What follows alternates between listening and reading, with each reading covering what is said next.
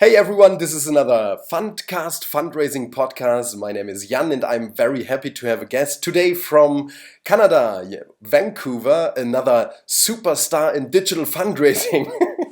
Brady, good morning or good afternoon. Yeah, good morning, good afternoon. Hey Brady, could you please introduce yourself for those who don't know you? Sure, yeah, my name's Brady, and a few months back started our little agency here in Canada called Shift, and so we work with a bunch of clients on integrated fundraising. Before that, I worked for a couple technology companies, so we were building software to help make giving a part of everyday life. Mhm. And then my background's a bit more in marketing and fundraising for international development causes. Okay, so you focus on integrated fundraising, marketing. Let's talk about this as well. But first of all, the question I ask a lot of people around the globe right now, and for sure from Canada, I want to have some insights as well. What do you think? What's hot? What's new in digital fundraising these days? Man, what's hot, what's new? I think there's two levels to what's hot and what's new. I think there's a small group of charities and people that are really kind of in this digital world thinking about what's hot and what's new. And so we'll talk about that in a second. But I'd say the vast majority of charities and organizations are still at kind of 5, 10 years ago making their way into what digital actually is. Hmm. So Hmm. part of the reason why we say, integrated is because we work with a lot of clients who are still really trapped in the old school mindset and Hmm. very much work on print only basis kind of things. Yeah, And yeah. so it's surprising to me what is kind of new, like, hey, maybe you should send an email every now and then. It's like, oh, it's a great idea. So Okay. I think there's a small pocket that really is cutting edge, but I'd Hmm. say the vast majority is still very much in kind of digital basics. So Hmm. I think what's new for a lot of people is actually maybe stuff that we would have said was new 5 years ago. So as Hmm. far as things that are new, I don't know if it's necessarily that new, but for me and us, I think one thing that's really interesting is the world of online advertising. Now Okay. my cat is jumping into the screen here. Sorry. Oh, great. The perils of working at home. Yeah. So for us, I mean, peer-to-peer fundraising, crowdfunding. I've spent the last couple of years talking a lot about Hmm. that, and I think it is really valuable, Okay. and it's important. The other one would be monthly giving. That I Hmm. think is it's not necessarily a new concept, but these modern monthly giving programs that are more impact focused and more tangible. I think that's kind of cool. But we're Hmm. spending a lot of our time working on online advertising. So Okay. there's so many different causes that exist. There's so many websites that you can find. Hmm. For us, when we look at online advertising, we do two things. One, how do you help more people find your cause? Hmm. And so often we'll use things like Google Grants, which is like Yeah. a grant that Google gets for paid search. So you stuff more people into visiting the site. And then we'll use things like retargeting primarily on Facebook, for example. Hmm. So how do you make the most of the people who've maybe come to your donate page but haven't made a donation, Hmm. people who've wanted to engage with content but haven't, people who have visited or potentially on your email list. And then how do you find new donors? So that's where we'll do things like lookalike audiences, where through Facebook you can create Yeah. kind of a model to find other donors like your current donors. Hmm. And Hmm. so, then you do emails and landing pages, and we're trying to find a really cost-effective model to kind of acquire new emails and donors. Yeah. And for us, that's pretty new work, and we haven't done a lot of it, but we're really excited about its potential. Hmm. Hmm. All right. What's the name of your cat? My cat's name is Thor. Thor. All right. Yeah. Yesterday I spoke to a person and he told me, well, on social media you just have to use cats. Use a cat, a picture of a cat, and then put your message on the bottom or wherever, Yeah, yeah. and the people will share it. So people love cats. It's true. People Yeah. do love cats. Maybe So, now but people will share this podcast. yeah, but then yeah, let's focus a little bit on integrated fundraising, digital fundraising. So where do you see huge challenges for the most of the organizations? Why is it new for them to use email? Let's Yeah, let's so I call it think like one of this. the biggest challenges is data management. Mm, So we've gotten better as an industry, more or less, in terms of tracking data, but we still track data as if it was print and offline and addresses, and then we don't have a lot of linked accounts. So for example, when we go in and do a lot of data audits, the percentage of records that have an email and a mailed address tied to the same account is like 50%. Yeah. So right away off the bat, you can't do a fully integrated campaign because you don't have the email, or sometimes you'll have an email and it might be the same email as the person that you have the mailed address for, but they're not linked because you don't know.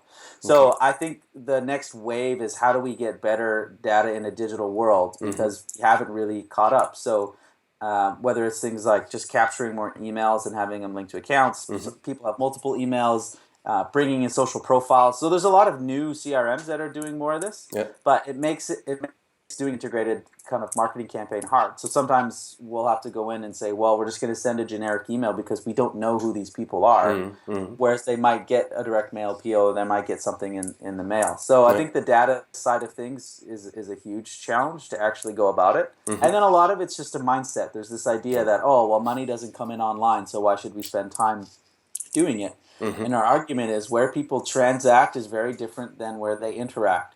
So people can very much get an email and then still choose to write a check. That's totally fine. 70% of donors now go online to visit a website before they write a check donation. Like, this is the world that we live in, and even thinking about like channels, like, oh, this person's a print donor and this is an online. I don't think those lines really exist. I think it's just one big kind of cluster where people consume and interact in all different types of channels, and so it's really important to have a message and a response and an offer that fit in all those different channels.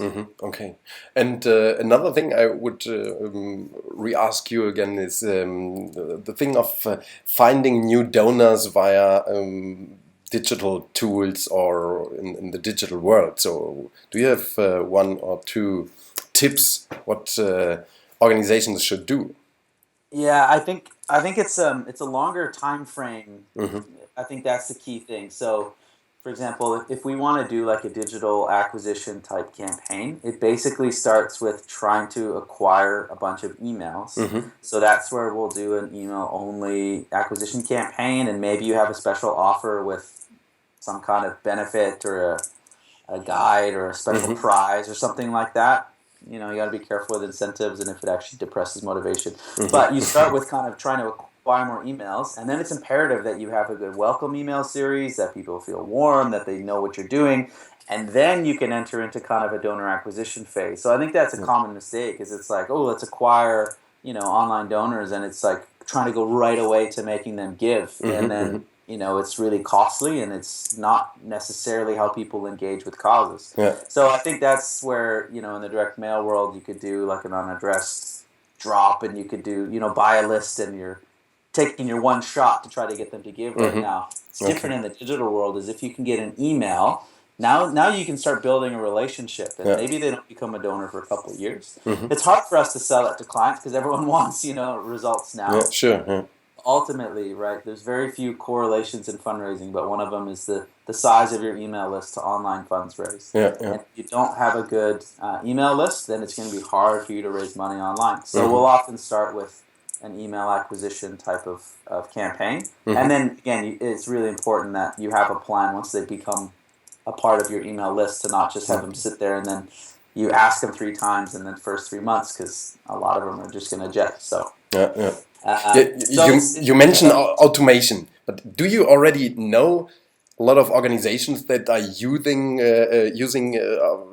email automation series, welcome series you mentioned?